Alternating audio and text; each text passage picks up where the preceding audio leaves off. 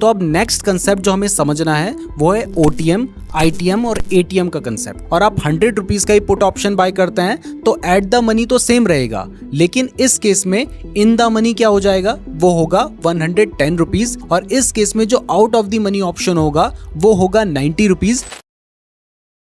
आज की वीडियो से हमारे चैनल पर एक बिल्कुल फ्री ऑप्शंस ट्रेडिंग कोर्स शुरू होने जा रहा है, जिसमें टोटल 6 वीडियोस होंगी। और इस सीरीज में हम आपको ऑप्शंस ट्रेडिंग से रिलेटेड बिल्कुल बेसिक से लेकर एडवांस तक हर एक चीज बताएंगे, जिसके बाद आपको कोई और वीडियो या कोई और कोर्स देखने की जरूरत नहीं पड़ेगी। इस कोर्स की वैल्यू अगर मार्केट के हिसाब से देखें तो लगभग 5,000 रुपए के आसपास होगी, लेकिन हम ये सब कुछ आपको फ्री में प्रोवाइड कर रहे हैं। तो हम चाहते हैं कि आप इस कोर्स की रिस्पेक्ट करें और इसके लिए इसे पूरे ध्यान के साथ देखें, क्योंकि अगर आप ध्यान से नहीं देखेंगे, सीखने के मूड से नहीं देखेंगे, तो options trading as compared to equity investing या फिर म्यूचुअल फंड्स काफी ज्यादा रिस्की होती है और इसके साथ ही इसको समझना भी काफी ज्यादा मुश्किल होता है। और इसलिए अगर आप पूरे ध्यान के साथ देखेंगे तभी आपको ये सभी कंसेप्ट समझ आएंगे। और मैं आपको रिकमेंड करूंगा कि इसके साथ ही आप एक नोटबुक और पेन भी अपने पास रख लें, जिससे जो भी इंपॉर्टेंट कंसेप्ट्स आपको लगते हैं उसके आप नोट्स भी बनाएं। बाकी मैं अपनी पूरी कोशिश करूंगा कि जितनी आसान लैंग्वेज में मैं आपको ऑप्शंस ट्रेडिंग सिखा सकता हूं उतनी आसान लैंग्वेज में मैं आपको सिखाऊं। तो चलिए फ्री ऑप्शंस ट्रेडिंग कोर्स की शुरुआत करते हैं, लेकिन उससे पहले ध्यान रहे कि ये सब कुछ एजुकेशनल पर्पसेस के लिए है। अगर आप ट्रेडिंग करते हैं तो अपने रिस्क पर करें और कभी भी लोन लेकर ट्रेडिंग ना करें, क्योंकि इससे आप बहुत बड़ी मुसीबत में पड़ सकते हैं। तो सबसे पहला क्वेश्चन जो आपके माइंड में आएगा वो ये है कि ऑप्शंस होते क्या हैं। तो आपने कहीं ना कहीं पे सुना होगा कि ऑप्शंस एक डेरिवेटिव है। तो यहाँ पर जो हमारा सबसे कॉम्प्लेक्स वर्ड निकल कर आता है वो है डेरिवेटिव। अगर आप डेरिवेटिव को समझ जाएंगे तो फिर आप ऑप्शंस को भी समझ जाएंगे। तो डेरिवेटिव बेसिकली हम हर वो चीज को बोलते हैं जिसकी वैल्यू किसी और चीज से डिराइव होती है। मुझे पता है आपको समझ नहीं आया, आगे चलेंगे समझ आएगा, डोंट वरी। तो इसे एक एग्जांपल से समझते हैं। मान लीजिए आपका पनीर बेचने का बिजनेस है। तो पनीर बनता किससे है? पनीर बनता है दूध से। तो पनीर की जो वैल्यू है वो दूध पे डिपेंड करती है। अगर मान लीजिए दूध की प्राइस बढ़ जाती है तो पनीर की प्राइस भी बढ़ जाएगी। अगर मान लीजिए दूध की प्राइस गिर जाती है तो पनीर की प्राइस भी गिर जाएगी।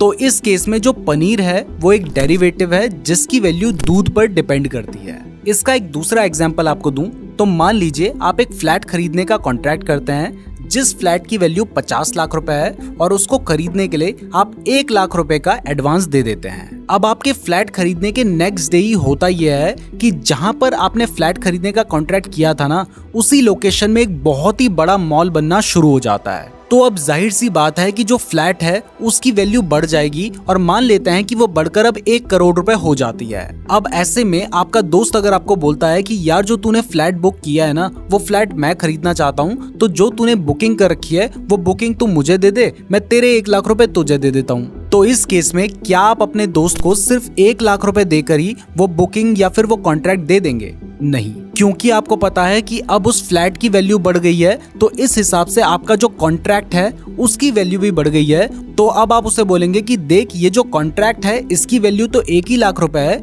लेकिन जो फ्लैट है अब उसकी प्राइस बढ़कर 1 करोड़ रुपए हो चुकी है, जबकि इस 1 लाख रुपए के कॉन्ट्रैक्ट से वो फ्लैट तुझे 50 लाख रुपए में ही मिल जाएगा, तो तुझे खरा 50 लाख रुपए का प्रॉफिट होगा। तो अगर तू चाहता है कि मैं तुझे अपना ये बुकिंग वाला कॉन्ट्रैक्ट दूं, तो इसके लिए तू मुझे 1 लाख नहीं बल्कि 10 लाख रुपए दे। तो ऐसे में आपके दोस्त को पता है कि अगर वो उस 1 लाख रुपए वाले कॉन्ट्रैक्ट को 10 लाख रुपए में भी खरीद लेता है तब भी उसे 40 लाख रुपए का फायदा होगा, क्योंकि जो फ्लैट की वैल्यू है अब वो बढ़कर 1 करोड़ रुपए हो चुकी है, जबकि उसे वो फ्लैट 50 लाख रुपए में मिल जाएगा। तो एक्स्ट्रा 10 लाख रुपए देने के बावजूद भी वो फ्लैट उसे टोटल 60 लाख में पड़ेगा, जबकि उसकी वैल्यू 1 करोड़ रुपए के आसपास है। यानी इस केस में ये जो 1 लाख रुपए वाला कॉन्ट्रैक्ट है ये एक डेरिवेटिव है जिसकी वैल्यू उस फ्लैट पर डिपेंड करती है। अगर फ्लैट की वैल्यू बढ़ती है तो इस कॉन्ट्रैक्ट की वैल्यू भी बढ़ जाती है। और अगर मान लीजिए उस फ्लैट के सामने से एक फ्लाईओवर चला जाता है जिससे फ्लैट की वैल्यू घट जाती है, तो इस केस में इस कॉन्ट्रैक्ट की वैल्यू भी घट जाएगी। तो अब आपको समझ आ गया है कि डेरिवेटिव क्या होते हैं। तो मैं आपको बता दूं कि जो ऑप्शंस हैं वो डेरिवेटिव का ही एक पार्ट है, जो कि अपनी वैल्यू किसी स्टॉक, कमोडिटी करेंसी या फिर इंडाइसेस जैसे कि निफ्टी 50 या बैंक निफ्टी से डिराइव करते हैं। तो ऐसे में अगर मान लीजिए आप एक ऑप्शन कॉन्ट्रैक्ट बाय कर लेते हैं जिसकी वैल्यू निफ्टी 50 से डिराइव हो रही है, तो ऐसे में अगर मान लीजिए कि निफ्टी 50 की वैल्यू बढ़ेगी तो उस पर्टिकुलर ऑप्शन कॉन्ट्रैक्ट की वैल्यू भी बढ़ेगी, और अगर निफ्टी 50 की वैल्यू घटेगी तो उस पर्टिकुलर ऑप्शन कॉन्ट्रैक्ट की वैल्यू भी घटेगी। वैसे यहाँ पर मैं आपको बता दूं कि हमारा जो स्टॉक मार्केट मास्टरी कोर्स है जिसमें टोटल 46 लेक्चर्स हैं और जिसको देखकर आप बिल्कुल बेसिक से लेकर एडवांस तक का स्टॉक मार्केट सीख सकते हैं, उस कोर्स को अभी हम रक्षाबंधन ऑफर में 31 अगस्त तक 5999 रुपीज में नहीं बल्कि सिर्फ 3499 रुपीज में सेल कर रहे हैं, जो कि 40% से भी ज्यादा का डिस्काउंट है। इतना डिस्काउंट हमारे कोर्स पे दोबारा कभी नहीं मिलेगा, तो इस मौके को जाने मत दीजिएगा। हमारे कोर्स का लिंक डिस्क्रिप्शन पे दिया गया है। तो अब आपको समझ आ गया है कि डेरिवेटिव क्या होते हैं। तो अब मैं आपको बता दूं कि जो ऑप्शंस हैं वो भी डेरिवेटिव का ही एक पार्ट है, लेकिन ऑप्शंस में जो ऑप्शन बायर है यानी जो ऑप्शन खरीद रहा है उसके पास एक ऑप्शन होता है कि उसको उस कॉन्ट्रैक्ट को पूरा करना है या फिर नहीं, जबकि जो ऑप्शन सेलर होता है उसको हर हाल में उस कॉन्ट्रैक्ट को पूरा करना होता है। इसको भी एक एग्जाम्पल से समझ लेते हैं और वापस से वही फ्लैट वाला एग्जाम्पल लेते हैं। तो मान लो आप एक फ्लैट खरीदना चाहते हो जिसकी प्राइस 50 लाख रुपए है, लेकिन आपको पता है कि यहाँ पर कुछ दिनों के बाद एक मॉल बनने वाला है जिससे इस फ्लैट की वैल्यू बढ़कर 1 करोड़ रुपए हो जाएगी, बट आपके पास अभी 50 लाख रुपए नहीं है। तो आप क्या करते हो, आप चालाकी दिखाते हुए 1 लाख रुपए का बुकिंग अमाउंट जमा करवा देते हो और बिल्डर को कहते हो कि जब मुझे पोजीशन मिलेगी मैं पूरे पैसे तभी दूंगा। बट मनी मन आपको पता है कि आपके पास 50 लाख रुपए नहीं है, लेकिन आप ये भी जानते हैं कि जब यहाँ पर मॉल बनेगा तब उस फ्लैट की वैल्यू 1 करोड़ रुपए हो जाएगी। तो ऐसे में उस फ्लैट को आप 1 करोड़ रुपए में बेच दोगे, 50 लाख रुपए आप बिल्डर को दे दोगे और आपको 50 लाख रुपए का खरा प्रॉफिट हो जाएगा। बट जैसा आपने सोचा था उसके जस्ट अपोजिट होता है, वहां पर कोई भी मॉल नहीं बनता है और इसके साथ ही जहां पर आपका वो फ्लैट था उसके सामने से एक फ्लाईओवर चला जाता है, जिसकी वजह से उस फ्लैट की जो वैल्यू है वो घटकर 25 लाख रुपए हो जाती है। तो अब क्या आप उस फ्लैट को 50 लाख रुपए में खरीदोगे? सीधी सी बात है कि आप नहीं खरीदोगे, क्योंकि अगर आप 50 लाख में खरीदोगे और फिर आपको पता है कि उसकी वैल्यू तो 25 लाख रुपए हो चुकी है, तो आपको 25 लाख का लॉस होगा। जबकि अगर आप उस फ्लैट को नहीं खरीदोगे तो आपने जो सिर्फ 1 लाख रुपए दिए हैं आपको बस उसी का लॉस होगा।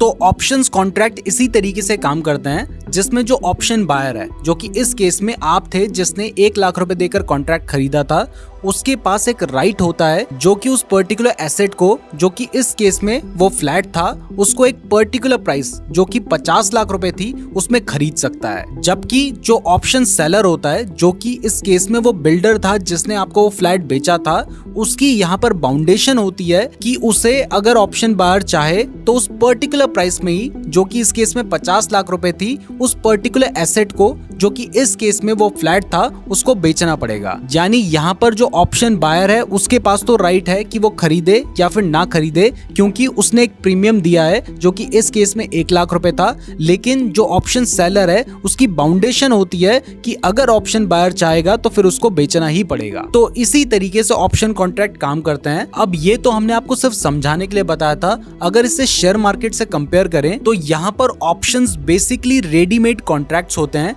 जिनको आप बाय या सेल कर सकते हैं। अगर आप कॉन्ट्रैक्ट बाय करते हैं तो आप ऑप्शन बायर होते हैं, अगर आप कॉन्ट्रैक्ट सेल करते हैं तो आप ऑप्शन सेलर होते हैं। ऑप्शन बायर और ऑप्शन सेलर के बारे में हम आगे आने वाली वीडियोस में डिटेल में बात करेंगे।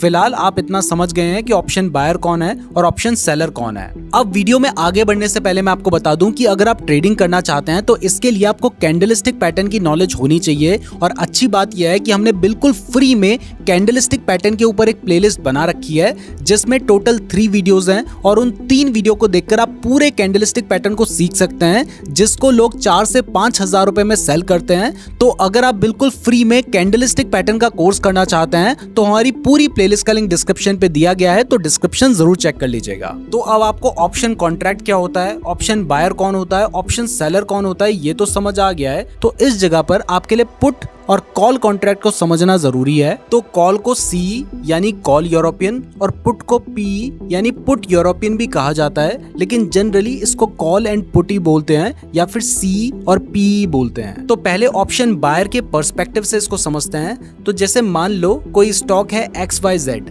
और आपको लगता है कि इस स्टॉक की प्राइस बढ़ेगी, तो आप उसका कॉल ऑप्शन खरीदेंगे। यानी जब भी आप चाहते हैं कि आपको किसी स्टॉक की प्राइस बढ़ने से बेनिफिट हो तो वहां पर आप सी यानी कॉल ऑप्शन बाय करते हैं। और अगर आपको लगता है कि किसी स्टॉक की प्राइस गिरेगी तो इस केस में आपको पुट ऑप्शन बाय करना होता है, यानी पी बाय करना होता है। तो जैसे मान लो टाटा मोटर्स के शेयर की प्राइस अभी 620 रुपए लग रही है और किसी रीजन की वजह से आपको लगता है कि इसके स्टॉक की प्राइस 700 रुपए तक जाएगी, तो इस केस में आपको टाटा मोटर्स का 700 रुपीज का सी यानी कॉल ऑप्शन बाय करना होगा। यहाँ पर 700 रुपीज उस स्टॉक की स्ट्राइक प्राइस है। स्ट्राइक प्राइस वो प्राइस होती है जहां तक आपको लगता है कि शेयर की प्राइस जा सकती है। तो आप अपने हिसाब से अलग अलग स्ट्राइक प्राइस सेलेक्ट कर सकते हैं। तो अब क्योंकि आपने अभी जो कॉन्ट्रैक्ट बाय किया है उसकी प्रेजेंट वैल्यू 620 रुपए है, तो अब जैसे जैसे टाटा मोटर्स के शेयर की प्राइस 620 रुपए से ऊपर जाएगी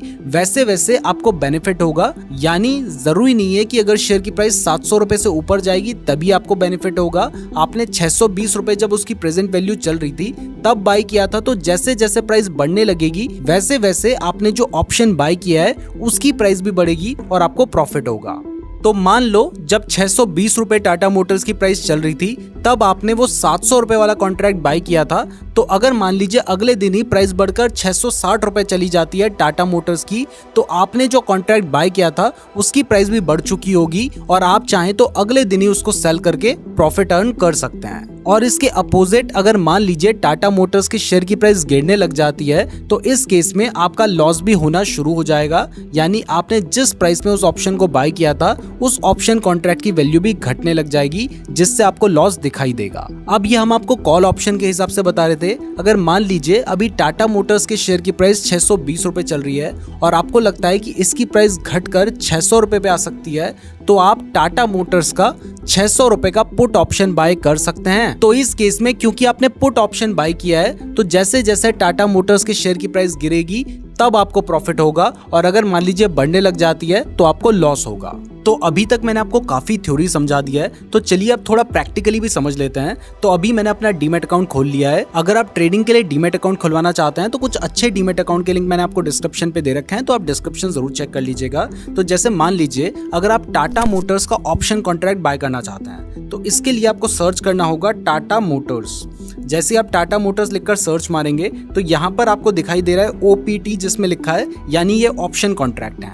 तो यहाँ पर आप देख सकते हैं कि अगर मान लीजिए इससे पहले हमें क्या करना होता है, इससे पहले हमें देखना होता है कि अभी उस पर्टिकुलर स्टॉक की प्राइस कितनी चल रही है। तो जैसे टाटा मोटर्स की अगर हम प्राइस देखना चाहते हैं कि कितनी चल रही है तो हमने देख लिया कि वो अभी 602 रुपए चल रही है।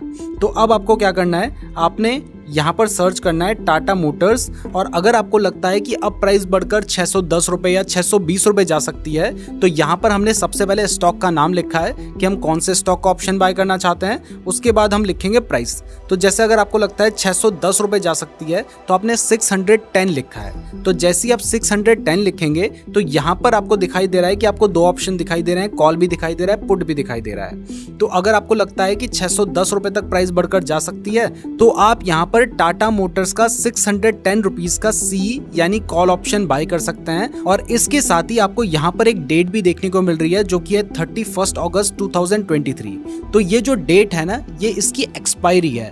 हर ऑप्शन कॉन्ट्रैक्ट की एक एक्सपायरी होती है, क्योंकि आप कॉन्ट्रैक्ट कर रहे हैं तो उसको एग्जीक्यूट करने की कोई ना कोई डेट तो होगी। तो इसकी भी एक डेट होती है जो कि पर्टिकुलर स्टॉक के केस में हर मंथ के लास्ट थर्सडे को होती है, जो कि 31 अगस्त को पड़ रहा है, इसलिए इसकी जो एक्सपायरी है वो 31 अगस्त की है। ये जो डेट है और ये जो एक्सपायरी है इसके बारे में हम आगे बात करेंगे। तो किस तरीके से सर्च करना है ये आप सीख गए हैं। तो अब जैसे ही आप इस पे क्लिक करेंगे तो यहाँ पर आपको इस कॉन्ट्रैक्ट की एक प्राइस दिखाई दे रही है जो कि 3 रुपए है। तो ये जो 3 रुपए है ना, ये एक प्रीमियम अमाउंट है जो कि आपको पे करना होता है। अब आप देखिए कि टाटा मोटर्स के एक शेयर की प्राइस 602 रुपए चल रही है और उसका जो 610 रुपीज का कॉल ऑप्शन है, जहां पर हम ये मान के चल रहे हैं कि इसके शेयर की प्राइस बढ़ेगी, तो उसके ऑप्शन कॉन्ट्रैक्ट का जो प्रीमियम है वो 3 रुपए चल रहा है। लेकिन इसका मतलब ये नहीं है कि आप इसे 3 रुपए में खरीद सकते हैं, क्योंकि जो भी ऑप्शन कॉन्ट्रैक्ट होते हैं उन्हें आपको एक लॉट में खरीदना होता है, यानी एक पर्टिकुलर क्वांटिटी में खरीदना होता है। तो जैसे अगर हम इसको बाय करने जाएंगे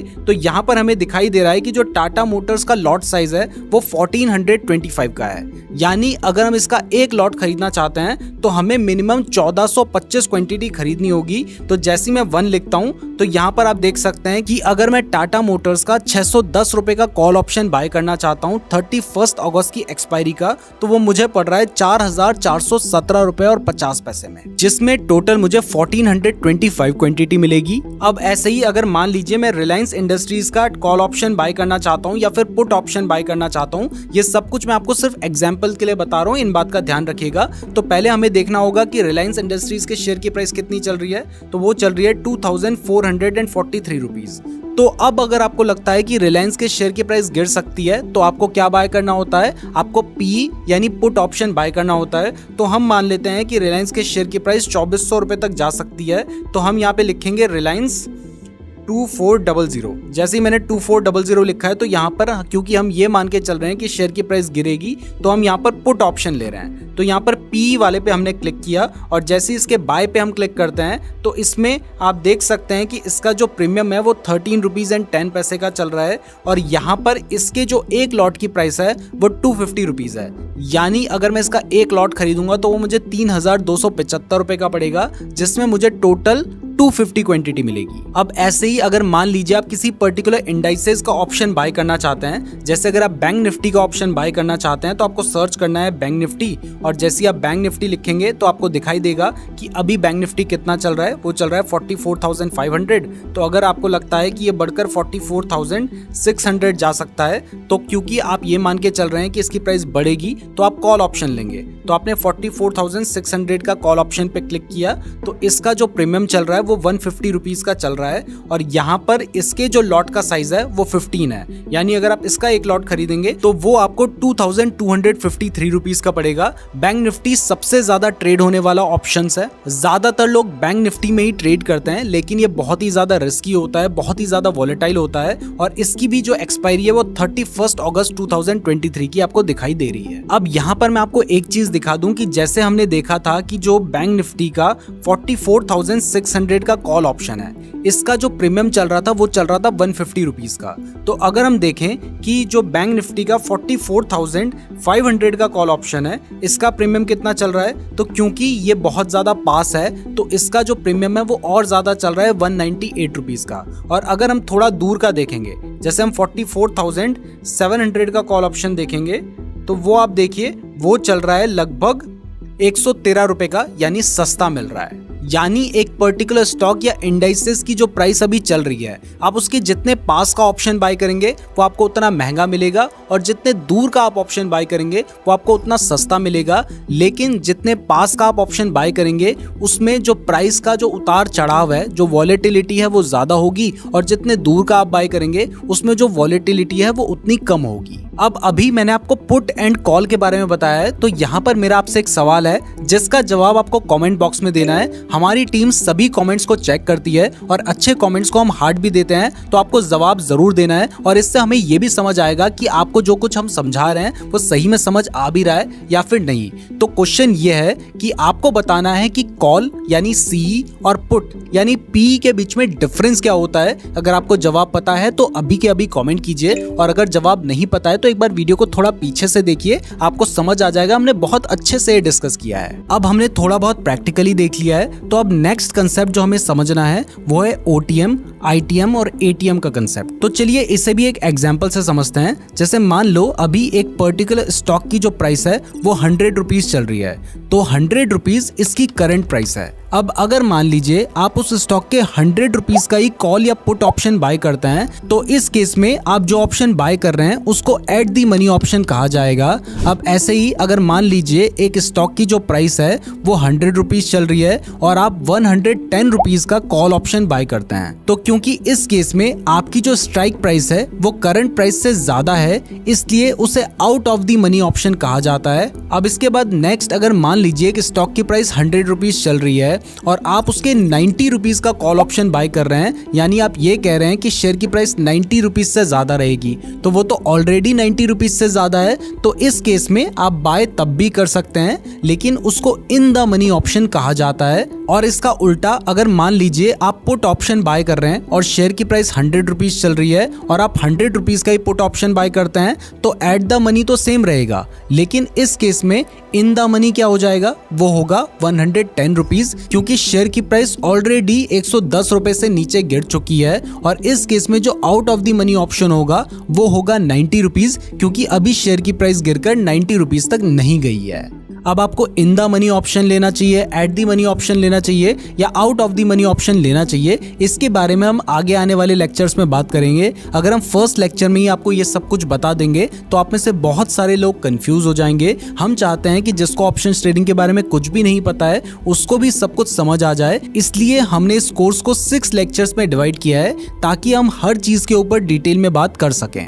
अब इसके बाद नेक्स्ट कंसेप्ट जो हमें समझना है वो है लॉट साइज। जब मैं आपको टाटा मोटर्स के स्टॉक का एग्जांपल दिखा रहा था तब वहां पर मैंने आपको बताया था कि आप सिर्फ एक स्टॉक को नहीं खरीद सकते हैं, आपको इसका पूरा एक लॉट खरीदना होगा, जो कि उस टाटा मोटर्स के केस में डिफरेंट था, रिलायंस इंडस्ट्रीज के केस में डिफरेंट था और ऐसे ही बैंक निफ्टी के केस में वो 15 था और अगर आप निफ्टी के केस में देखेंगे तो वो 50 होता है। यानी अगर आप किसी का भी ऑप्शन कॉन्ट्रैक्ट बाय करना चाहते हैं तो वहां पर आप एक या 2 शेयर्स नहीं खरीद सकते हैं। उस पर्टिकुलर स्टॉक या इंडाइसेस का जो लॉट साइज होता है आपको उतनी क्वांटिटी मिनिमम खरीदनी होती है और अगर आप उससे ज्यादा खरीदना चाहते हैं, जैसे बैंक निफ्टी के केस में उसका जो लॉट साइज है वो 15 का है, तो अगर मान लीजिए आप बैंक निफ्टी का ऑप्शन कॉन्ट्रैक्ट खरीदना चाहते हैं तो आपको मिनिमम एक लॉट यानी 15 क्वांटिटी खरीदनी होगी और अगर आप उससे ज्यादा खरीदना चाहते हैं तो फिर आपको 2 लॉट यानी 30 क्वांटिटी खरीदनी होगी और ऐसे आप 15 के मल्टीपल्स में ही बैंक निफ्टी के कॉन्ट्रैक्ट खरीद पाएंगे।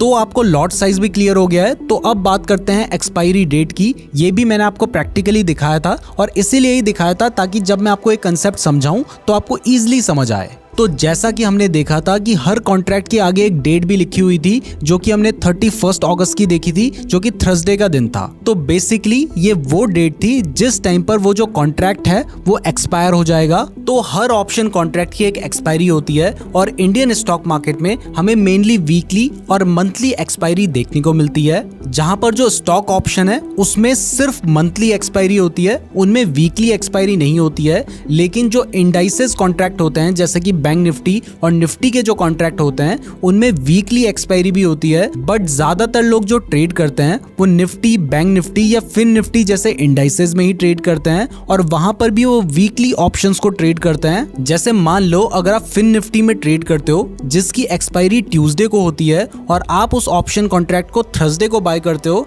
तो अभी आप चाहें तो उस ऑप्शन कॉन्ट्रैक्ट को आप ट्यूसडे तक होल्ड कर सकते हैं नेक्स्ट वीक के। लेकिन मान लीजिए अगर आप उस वीकली ऑप्शन कॉन्ट्रैक्ट को ट्यूसडे के दिन ही बाय करते हैं तो फिर आपको उसे ट्यूसडे के दिन ही सेल करना होगा। तो अभी तक हमने ऑप्शंस ट्रेडिंग के जो बेसिक कंसेप्ट्स थे उनको समझ लिया है। तो अब आपके माइंड में क्वेश्चन आ सकता है कि जब मैं किसी पर्टिकुलर स्टॉक को डायरेक्टली बाय कर सकता हूं तो फिर मैं उसके ऑप्शन कॉन्ट्रैक्ट को क्यों बाय करूं। तो चलिए इसके पीछे का रीजन भी समझ लेते हैं। तो इसमें सबसे पहला रीजन है हेजिंग करना। हेजिंग का सिंपली मतलब होता है अपने लॉस को कम करना। जैसे मान लो आपने किसी कंपनी के 1 लाख रुपए के शेयर्स खरीद रखे हैं और आपको लगता है कि इस कंपनी से रिलेटेड कोई न्यूज या रिपोर्ट आने वाली है जिसके बाद इसके शेयर की प्राइस या तो बहुत ज्यादा बढ़ेगी या फिर बहुत ज्यादा घटेगी। तो इस केस में अगर आप अपने रिस्क को कम करना चाहते हैं तो आप उस पर्टिकुलर स्टॉक का पुट ऑप्शन बाय कर सकते हैं। तो ऐसे में अगर मान लीजिए उस स्टॉक की प्राइस गिर जाती है तो आपने जो स्टॉक्स बाय कर रखे थे उनमें तो आपको लॉस होगा, लेकिन जो आपने पुट ऑप्शन बाय किया था उसमें आपको प्रॉफिट हो जाएगा, जिससे आपका जो लॉस है वो या तो कम होगा या फिर रिकवर होगा या फिर हो सकता है आपको थोड़ा बहुत प्रॉफिट ही हो जाए। और इसके अगेंस्ट अगर मान लीजिए शेयर की प्राइस बढ़ जाती है तो ये जो ऑप्शन कॉन्ट्रैक्ट आपने बाय किया है इसमें आपको लॉस हो जाएगा, लेकिन आपने क्योंकि जो शेयर्स बाय कर रखे हैं उनमें आपको प्रॉफिट होगा, तो इस केस में भी आपका जो रिस्क होगा, आपका जो लॉस होगा वो कम होगा। इसके बाद सेकंड रीजन जिसकी वजह से लोग एक पर्टिकुलर स्टॉक को बाय करने की जगह उसका ऑप्शन कॉन्ट्रैक्ट बाय करते हैं वो है कॉस्ट एफिशिएंसी। इसे भी मैं आपको एक प्रैक्टिकल एग्जांपल से समझाता हूं। जैसे मान लो अगर आप HDFC का एक शेयर बाय करना चाहते हैं तो आप देख सकते हैं कि उसके एक शेयर की जो प्राइस चल रही है वो अभी 1577 रुपीज चल रही है, यानी एक शेयर आपको 1577 रुपए में मिलेगा। जबकि अगर मान लीजिए आप उसका 1600 रुपीज का कॉल ऑप्शन बाय करते हैं तो वो आपको कितने का मिलेगा, चलिए अब वो भी देख लेते हैं। तो यहाँ पर आपको उसका जो ऑप्शन कॉन्ट्रैक्ट है उसका एक लॉट जिसमें 550 शेयर्स आएंगे, वो आपको 1457 रुपीज का मिल जाएगा। यानी यहाँ पर आप कम पैसे में ज्यादा शेयर्स को बाय करने का कॉन्ट्रैक्ट कर सकते हैं। इसके बाद थर्ड रीजन जिसकी वजह से ज्यादातर लोग ऑप्शंस ट्रेडिंग करते हैं वो ये है कि क्योंकि ऑप्शंस में जो वॉलेटिलिटी होती है वो बहुत ज्यादा होती है, जिस वजह से शेयर की जो प्राइस है वो बहुत तेजी से बढ़ती और घटती है। तो ऐसे में आपको बहुत ज्यादा प्रॉफिट भी हो सकता है तो बहुत ज्यादा लॉस भी हो सकता है। अब लोग जनरली पॉजिटिव ही होते हैं तो वो ज्यादा प्रॉफिट के बारे में सोचते हैं और इस वजह से वो ऑप्शंस ट्रेडिंग करना प्रेफर करते हैं। तो अब आपको समझ आ गया है कि ज्यादातर लोग ऑप्शंस ट्रेडिंग क्यों करते हैं और मैंने अभी तक आपको ऑप्शंस ट्रेडिंग के बारे में बहुत सारी इंफॉर्मेशन दी है। हो सकता है आप लोगों को ऑप्शंस ट्रेडिंग के बारे में पहली बार मेरे थ्रू पता चल रहा है, तो यहाँ पर ये मेरा कर्तव्य बनता है कि मैं आपको ये भी बताऊं कि ऑप्शंस ट्रेडिंग में जो 90% लोग हैं वो अपना लॉस करवाते हैं। तो आप ऑप्शंस ट्रेडिंग को सीखो जरूर। जितने भी आगे आने वाले हमारे लेक्चर्स है वो बहुत ज्यादा इंपॉर्टेंट है, उनको जरूर सीखो। लेकिन आपने डायरेक्टली ऑप्शंस ट्रेडिंग में कूद नहीं जाना है, आपने पहले अच्छे से सीखना है, समझना है और इस बात को ध्यान रखना है कि ज्यादातर लोगों को लॉस होता है। तो अगर आपको प्रॉफिटेबल बनना है तो आपको एक अच्छी स्ट्रेटजी प्रिपेयर करनी होगी, रिस्क मैनेजमेंट करना होगा, बहुत सारी बातों को ध्यान में देना होगा। सिर्फ पॉजिटिव सोचकर मत चलना, सिर्फ ये सोचकर मत चलना कि आपको प्रॉफिट ही होगा। लॉस को भी ध्यान में रखना और तब जाकर सोचना कि आपको ट्रेडिंग करनी है या फिर नहीं। बट अगर आप ट्रेडिंग करने की सोचते हैं तो यहाँ पर मेरी आपसे रिक्वेस्ट रहेगी कि चाहे कुछ भी हो जाए, आपको कितनी भी नॉलेज हो जाए, आपको कितना भी कॉन्फिडेंस आ जाए, कभी भी लोन लेकर ट्रेडिंग मत करना, क्योंकि इससे आप बहुत बड़ी मुसीबत में पड़ सकते हैं। वैसे ये तो आप जानते ही होंगे कि ऑप्शंस ट्रेडिंग के पेड कोर्सेज सेल किए जाते हैं 10 से 15 हजार रुपए में, जो कि मैं आपको बिल्कुल फ्री में सिखा रहा हूं। तो इसके रिटर्न में मैं आपसे बस इतना ही चाहता हूं कि आप इस वीडियो को लाइक करें और अगर इस वीडियो में 10,000 लाइक आ जाते हैं तो हम इसका नेक्स्ट पार्ट भी अपलोड कर देंगे, तो वीडियो को लाइक जरूर कीजिएगा। तो हमारे इस ऑप्शंस ट्रेडिंग के फर्स्ट लेक्चर में हमने बेसिक बातों को डिस्कस किया है। अब जो नेक्स्ट लेक्चर होगा उसमें हम ऑप्शन ग्रीक्स के बारे में समझेंगे।